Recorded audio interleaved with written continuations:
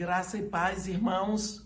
Eu os convido nesse momento para uma breve meditação na palavra de Deus. Então, eu vou usar um versículo do capítulo 5 de Romanos. Romanos, capítulo 5, versículo 8, onde está escrito assim: mas Deus prova o seu próprio amor para conosco pelo fato de ter Cristo morrido por nós, sendo nós ainda pecadores. Isso nos leva a pensar, quantas vezes na nossa vida nós temos olhado para as pessoas como se elas fossem restolhos, ou não valessem nem apenas o nosso olhar.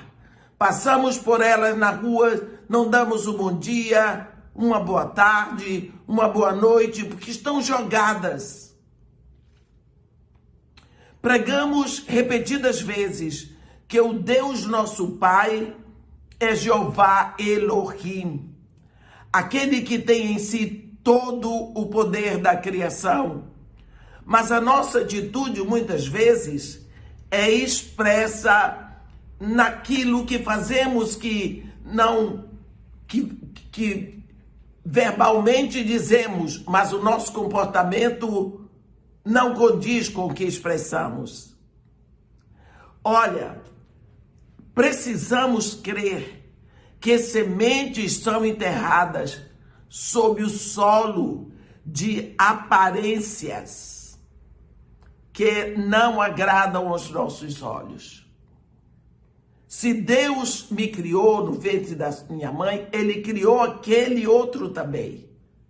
Só Deus tem o poder de toda a criação. Quando Deus envia chuva sobre aquela pessoa, aparentemente sem nenhuma aptidão, porque Deus trabalha com plenitude de tempo, então nós veremos uma produção tão magnífica, porque a obra da criação não nos pede permissão para romper abruptamente numa primavera de vida, depois que a chuva de Deus é derramada sobre o solo que antes não parecia promissor. Só Deus sabe a semente que está escondida e o campo onde Ele a escondeu. E também sabe o tempo em que Ele quer que ela produza. A Bíblia nos diz que Cristo morreu por nós, sendo nós ainda pecadores. E isso prova o amor de Deus por nós. Cada um de nós é um campo onde Deus plantou sementes e olha para cada pessoa como uma promessa de frutificação. A vida será bem diferente quando começarmos a olhar para as pessoas que cruzam o nosso caminho pela ótica de Deus, como um tesouro precioso que Deus trouxe a este mundo.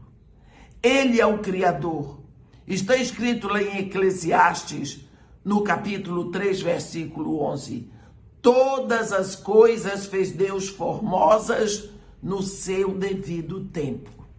Quando olhamos a criação, esquecemos do seu Criador. Por quê? Pensemos por um só momento na história de Mateus. Ele era um cobrador de impostos para o Império Romano. Ganhava muito dinheiro, mas era absolutamente desprezado pelo seu povo. Ficava na coletoria em Cafarnaum, um lugar estratégico entre dois territórios.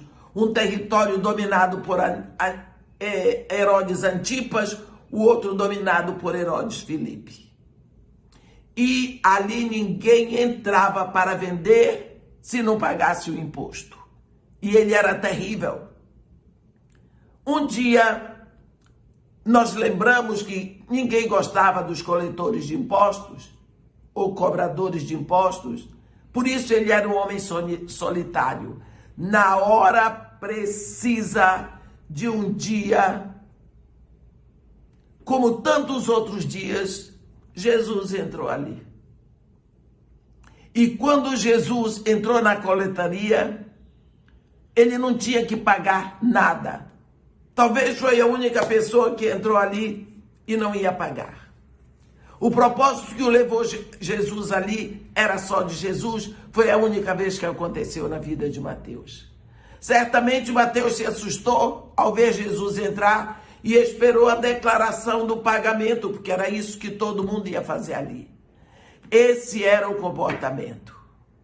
Jesus olhou nos olhos daquele pobre rico e apenas disse: segue-me. Que coisa tremenda. Houve uma marca tão grande na vida de Mateus. O que Mateus era até aquele momento e o que Mateus seria a partir daquele momento. Naquele momento, morreu o cobrador de impostos, nasceu o apóstolo. Ele se levantou, a Bíblia diz que ele se levantou e seguiu Jesus. O fruto estava maduro naquela hora, aquela era a hora de Deus. Jesus morava em Cafarnaum. Por que não foi lá na coletoria antes? Não, aquela era a hora. A caneta que Mateus usou durante anos, diariamente, para escrever as taxas que trabalhadores teriam que pagar aos romanos, essa mesma caneta um dia seria usada para escrever sobre um preço que estava pago lá na cruz. Uma dívida que foi levada por toda a eternidade. Jesus determinou: você, Mateus, você treinou muito, você fez um estágio sobre como pagar contas, quanto se deve pagar, e conta tem que ser paga, dívida tem que ser resolvida. Assim, como Mateus aprendeu a vida toda, mas chegou a hora em que Jesus tinha que fazer a obra na vida dele, Jesus olha para nós hoje e tem um chamado. E na hora certa, abra os seus ouvidos, esteja pronto, porque Deus tem um chamado para cada um. A Bíblia diz que Deus preparou de antemão obras para nós andarmos nela. Então, você veja que qual foi a vida de Mateus daí em diante? Ele veio escrever sobre a dívida eterna do homem por causa do seu pecado. Totalmente paga lá na cruz pelo filho de Davi, como ele diz. Então, quando olhar para as pessoas de hoje em diante, procuro olhar para as pessoas como uma promessa, que todas elas são feituras de Deus. Amém. Que Deus nos abençoe e nos guarde. Faça resplandecer seu rosto sobre nós e tenha misericórdia de todos nós. Amém.